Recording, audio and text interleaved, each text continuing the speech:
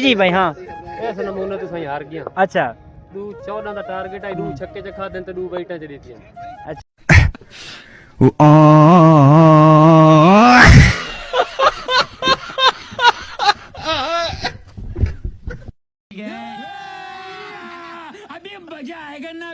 ਸੁਖ ਸੁਭਾਨ ਨਾਲ ਕੰਮ ਹੋ ਗਿਆ नहीं टूर्नामेंट किवें होंदा पिया है